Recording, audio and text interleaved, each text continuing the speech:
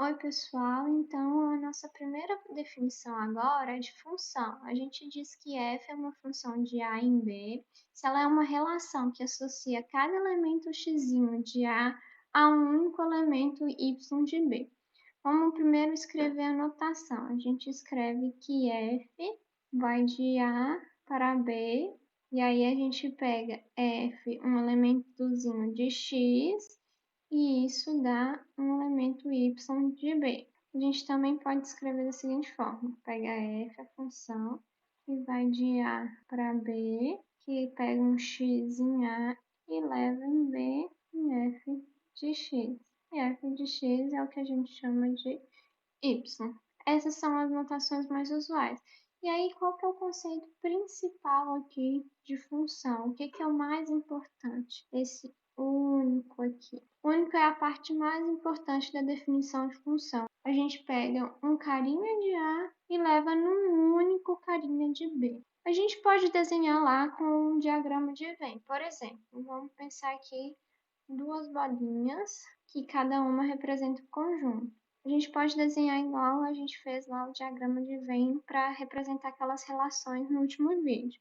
Então, a gente vai desenhar aqui uma bolinha para ser um conjunto A e a outra bolinha para ser o conjunto B. Então, a gente tem a A e aqui o conjunto B. Se eu pego, vamos pôr só pontinho, não vamos colocar nem número nem nada. E aí, o que que a gente vai fazer agora? Vamos pegar esses elementos de A, a gente vai pegar os elementos aqui de A e associar os elementos de B. Mas então, a cada elemento de A, a gente associa um único de B. Então, vamos pegar um de A e associar um único de B. Associei. A gente vai pegar esse aqui e associar a esse. Esse aqui e associar a esse. Esse daqui a gente vai associar a esse daqui também. E esse último aqui a gente vai associar a esse daqui. Reparem que eu peguei um elemento de A e associei a um único de B. Peguei um elemento de A e associei a um único de B. Não tem problema B receber dois carinhas diferentes de A. O que não pode acontecer é de um mesmo elementinho de A eu ir em dois caras diferentes de B. Por exemplo, o seguinte, eu pegar esse primeiro elemento e associar ele ao carinha aqui de baixo. Daí não pode, porque a cada elemento de A tem que ser um único de B. Se eu fizer isso, eu tenho que um elemento de A vai em mais de um cara em B, então não é único. Então isso daqui não pode acontecer. Mas acontecer, igual aqui aconteceu, peguei um carinha de A, levei um carinha de B, peguei outro carinha de A e levei no mesmo carinha de B, ok, não tem nada que fala que não pode. Então, a gente tem que isso daqui é função, é função. Mas se a gente faz, igual eu comentei antes, vamos pegar dois conjuntos aqui de novo, A e B. Aqui eu vou chamar de conjunto A e aqui eu vou chamar de conjunto B. Vou pegar três elementos aqui em A e quatro aqui em B. Eu vou pegar aqui esse elemento de A vai aqui em B, esse elemento de A vai aqui em B, esse de A vai aqui em B e esse de A vai aqui em B. Isso não pode acontecer, então esse outro caso aqui não é função. Agora a gente vai fazer um exemplo numérico e vamos fazer da mesma forma, pegar dois diagramas. Então tá, então aqui eu já escrevi nossos dois conjuntos, x e y, e aí eu escrevi o que a gente chama aqui de lei de formação. E o que a gente vai fazer agora é fazer igual a gente fez lá quando a gente fez uma relação. Lá a gente pegou o x e olhou quem que ia dar, que era o y. Aqui a gente vai fazer algo semelhante. A gente vai pegar todos os carinhas x do conjunto x e associar os elementos de y. Então, primeiro vão ser o x, que tem que dar um y que a gente chama de g de x. Então, beleza. Então, eu vou pegar o 2, o 3 e o 4, que são os elementos que estão ali no conjunto x. E aí, agora a gente vai usar a lei de formação. Então, a lei de formação manda eu pegar o 2 e multiplicar pelo carinho ali de x, que é 1. Manda então pegar o 2, esse 2 que eu estou pegando é esse 2 aqui, e multiplicar pelo carinho ali de x, que é 2. Vou pegar o 2 e multiplicar pelo carinho x, que é o 3 agora. Vou pegar o 2 e multiplicar pelo carinho x, que agora é o 4. Então, o que que a gente tem? Que 2 vezes 1 é 2, 2 vezes 2 é 4, 2 vezes 3 é 6 e 2 vezes 4 é 8. Então, o que a gente ganhou é que a função leva o 1 no 2, o 2 no 4, o 3 no 6 e o 4 no 8. Então, com o diagrama de Venn, a gente pode fazer isso. Então, o 1 vai no 2, o 2 vai no 4, o 3 vai no 6 e o 4 vai no 8. Tem algum problema sobrar um cara em Y? Não, não tem. Repara que em X não pode sobrar. Por que que não pode sobrar em X? Porque se sobra um cara em X aqui, eu não estou associando a cada elemento de X um único carinha em Y, porque está sobrando. Todos os elementos de X têm que estar associados a um cara de Y. Reparem que o que a gente fez foi pegar esse X e colocar aqui. E aí vamos substituir aqui, ou seja, vamos escrever aqui. Eu vou pegar primeiro o elemento 1 de x, então. Então é g de 1 é quem? É 2 que multiplica 2 aqui da função de novo, que multiplica 1, que deu exatamente o que a gente achou ali, que foi o 2. Depois a gente fez o g de 2. Quem que é g de 2? Bom, g de 2 é 2 vezes 2, que deu 4. G de 3 é o quê? É 2 vezes 3, que é 6. E g de 4 é 2 vezes 4, que é 8, que foi exatamente o que a gente achou. Agora a gente vai fazer algo semelhante ao que a gente fez lá quando a gente fez a relação. A gente tinha um plano cartesiano e a gente indicava em quem que cada um dos carinhas ia. Então vamos fazer isso aqui. Não vai ter muita escala, né? Porque não tem como. Então, como aqui é o x e aqui é o y, então a gente vai pegar o 1 aqui em x, o 2 em x, o 3 em x e o 4 em x. Agora, em y, a gente vai pegar 2, 4, 6 e 8. Então, beleza. Então, 1 do x vai no 2. Então, esse é o carinho. Depois, a gente tem que o 2 vai com o 4. Então, aqui seria outro carinho. O 3 vai no 6 e o 8 vai no 4. E olha que a gente não pode fazer mais nada nesse caso aqui. A gente só tem que o x é 1, 2, 3 e 4. A gente não tem que o x é mais gente do que isso aqui. Então, de fato, a gente só pode representar essas bolinhas e nada mais. Não tem mais gente no x, então não tem nem mais o que representar. Agora a gente tem a definição de domínio e de contradomínio. Domínio e contradomínio não tem muito segredo. A gente tem aqui a função f indo de A para B. A gente chama o A de domínio, e o B de contradomínio. A notação de domínio é D da função f ou D da função f. Do contradomínio é C de D da função f ou C de D da função f, da mesma forma. Considerando o exemplo anterior que a gente tinha, lá a gente tinha, no exemplo, a gente tinha que o conjunto x era 1, 2, 3, 4. O y era o conjunto 2, 4, 6, 8, 10. E aí a gente tinha que a função g era definida por 2x.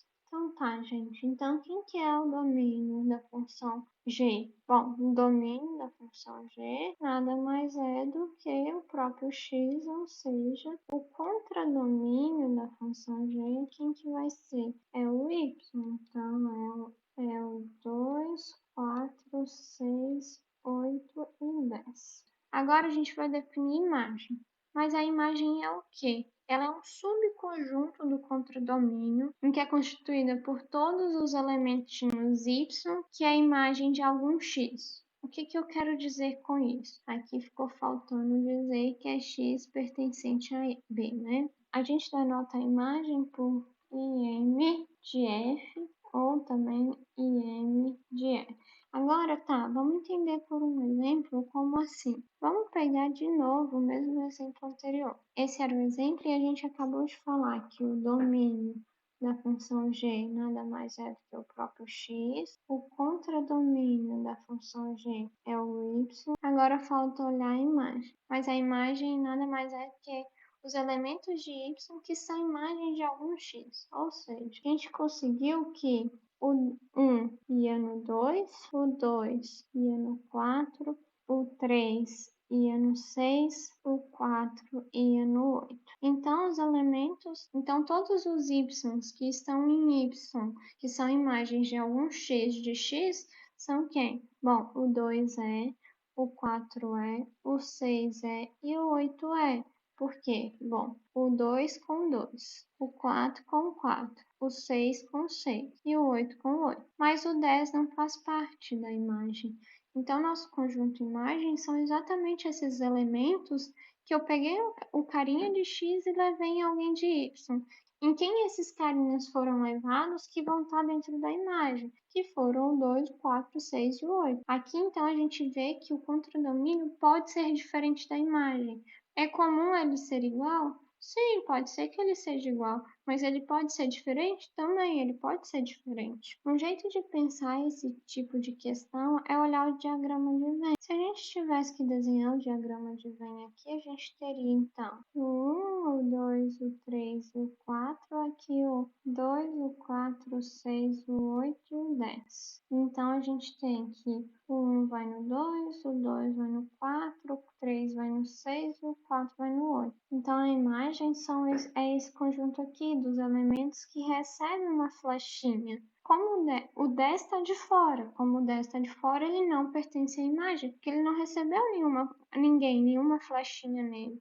Então, nossa imagem é esse conjunto aqui, isso é a imagem. Agora vamos considerar que nossa função é g, que vai dos conjuntos dos reais para os reais, mas continua de x indo em 2x. O que eu ganho de diferente nesse caso? Bom, o domínio a gente sabe que de G a gente sabe que é R. O contradomínio de G também é R. Mas e a imagem? A gente pode se questionar, será que ela vai mudar agora? Bom, a imagem não vai mudar. Por que não vai mudar nesse caso? Qualquer x que eu pegar no contradomínio aqui, R, ele vai ser levado em algum y do contradomínio R. Mas se todo mundo que eu pegar de R vai ter algum carinho em R que vai ser correspondente, então a imagem é o próprio R.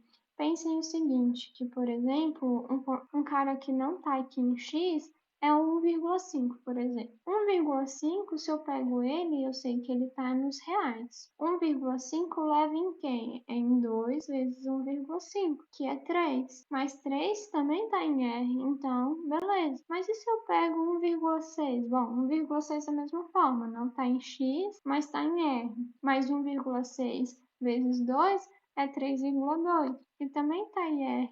E se eu for diminuindo esse número menos, for 1,65, bom, 1,65 está em R. E 1,65 vezes 2 é 3,3, que também está em R. Mas aí vocês poderiam me perguntar, tá, mas vamos pegar então um raiz de 2. Raiz de 2 a gente sabe que está em R. Será que ele vai estar na imagem? Claro que sim. Se eu pego raiz de 2 aqui em R, multiplico por 2, dá 2 raiz de 2. 2 raiz de 2 também está em R. Então, no fim das contas, qualquer elemento, seja ele racional ou irracional, ele sempre vai dar um cara de R, porque o que eu estou fazendo é simplesmente multiplicando. Então, a gente tem que a imagem exatamente é. A gente vai ver mais para frente algumas formas como achar esse conjunto imagem, mas a imagem entendam que são todos os elementos do contradomínio que recebem algum carinha do domínio. Peguei um carinha do domínio, recebeu em alguém no contradomínio, esse cara está aí na imagem. Então, é isso que é o conjunto imagem. Vamos ver agora alguns exemplos em que a lei de formação não dá o conjunto A, o conjunto B, ou o domínio e o contradomínio. Só uma lei da função, a lei de formação. É bem comum a gente encontrar só essa lei de formação.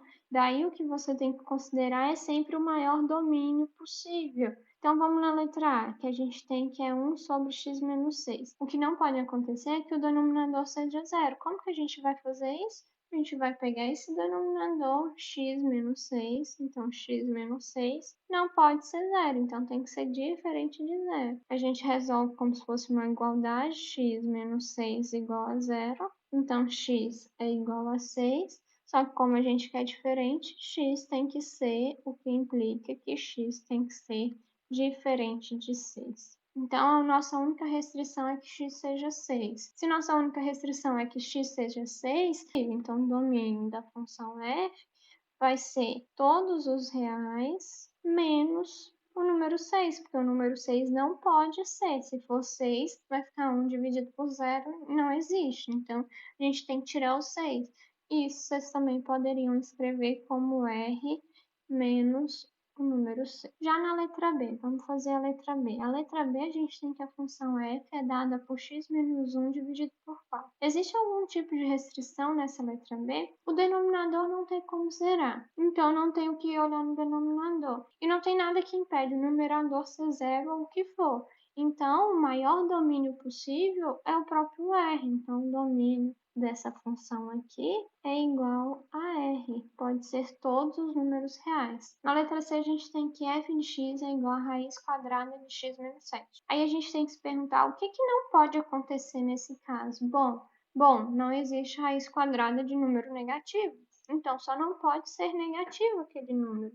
Esse número aqui não pode ser negativo. O que a gente vai fazer é exatamente isso. Vai pegar x menos 7 e fazer com que ele seja sempre maior ou igual a zero. Zero ele pode ser, por isso que a gente coloca o igual. Então, a gente sabe já resolver inequação, fica x é maior ou igual a 7. Então, nossa resposta é que o domínio da função f vão ser todos os x pertencentes aos reais, tal que x seja maior ou igual a 7. Esse é nosso conjunto domínio. Na letra D, a gente tem algo parecido com a letra A e com a letra C.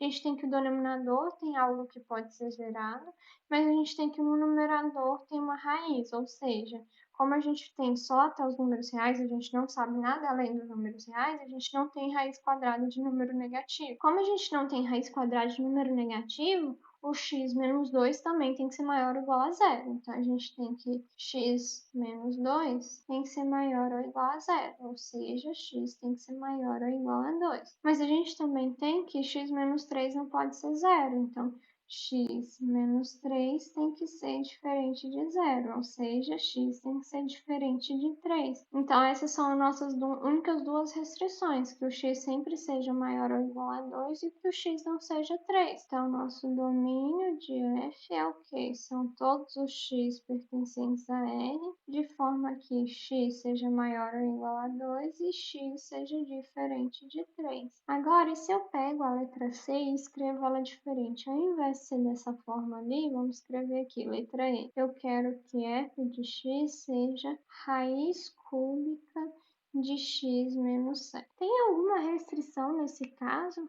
Bom, a única restrição que a gente tinha é que a gente não sabe raiz quadrada de números negativos nos reais. A gente tem que calcular a raiz cúbica de algum número. Existe raiz cúbica de número negativo? Sim, existe. Nada me impede de fazer raiz cúbica de um número negativo quando a gente está olhando nos reais.